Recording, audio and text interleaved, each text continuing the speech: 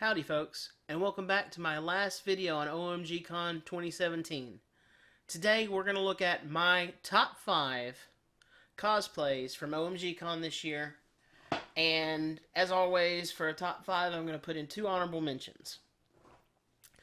First one we have is actually not one that was going to make this list originally. During the cosplay contest I didn't hear what her cosplay was.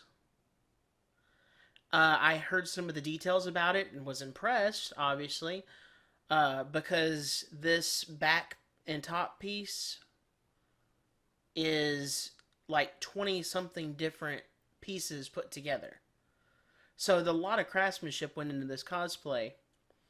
But when I left OMGCon, I looked her up because she had a banner and everything with her name there. And her name is Naressa Cosplay, and I actually never got a picture of her, unfortunately.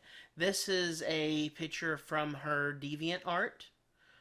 I will put links to everything up on the screen and in the description down below. And this is actually a Mega Evolution Absol Pokemon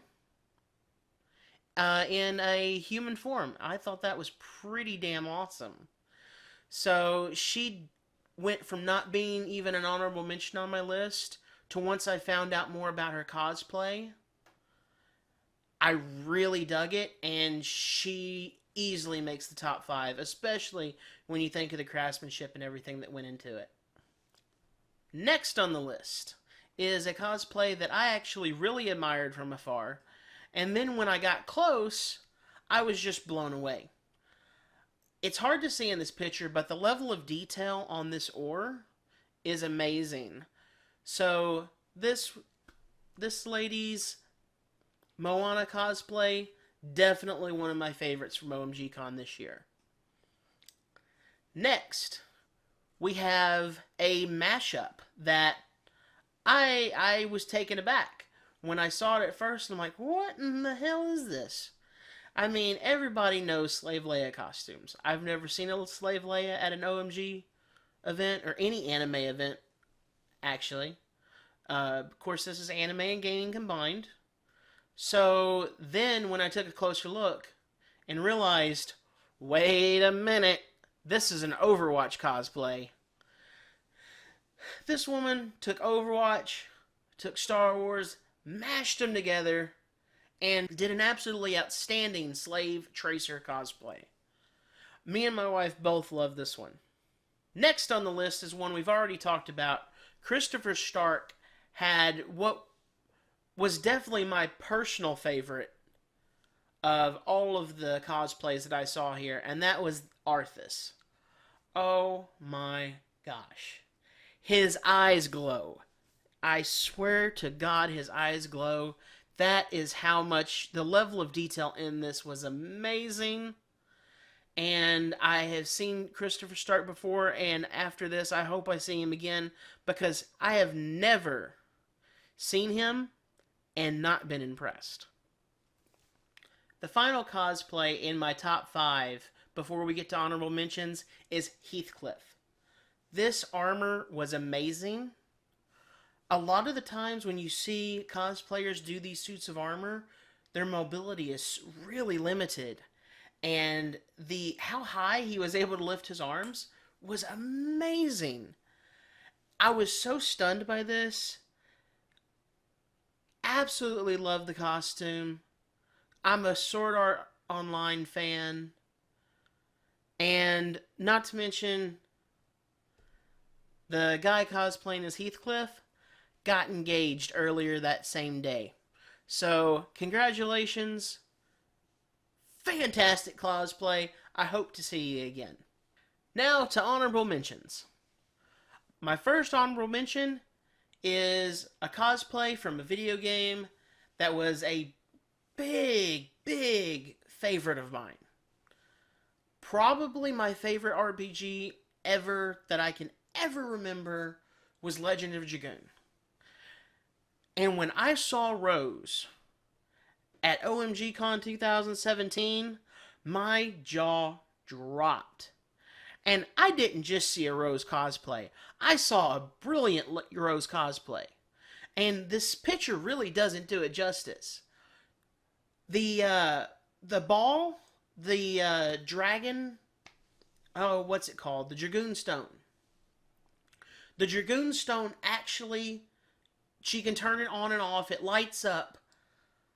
When I stopped her and asked for a picture, she had to turn the Dragoon Stone on.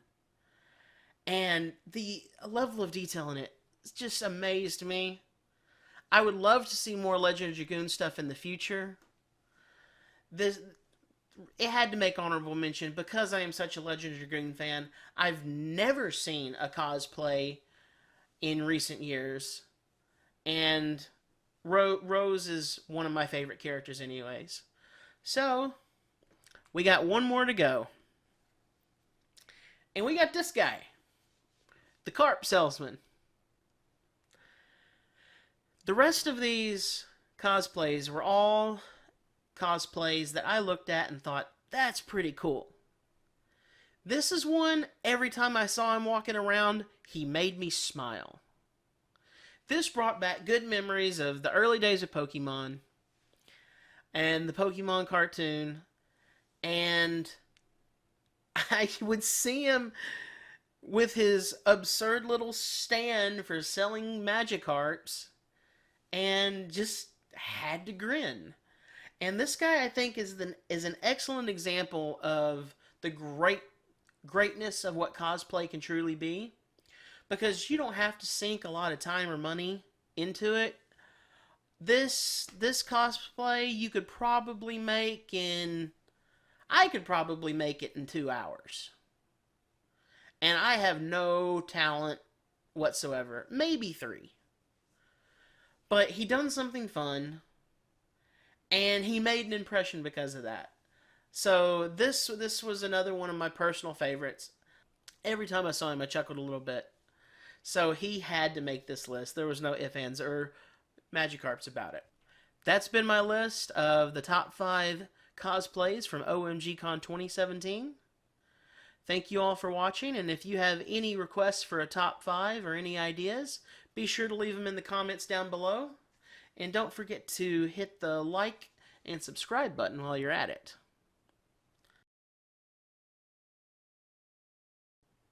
One more thing before you go. I don't know if I mentioned yet the hats that they were selling in the vendor room there. Me and my wife loved them. We kind of wanted to get some of them, but we didn't. They were just flat black hats with mirrored letters written on them that said things like Yowie, Yuri, Weeb, Weeaboo, stuff like that. Well, they made such an impression with me that I decided to add similar shirts over on my Spreadshirt Shop.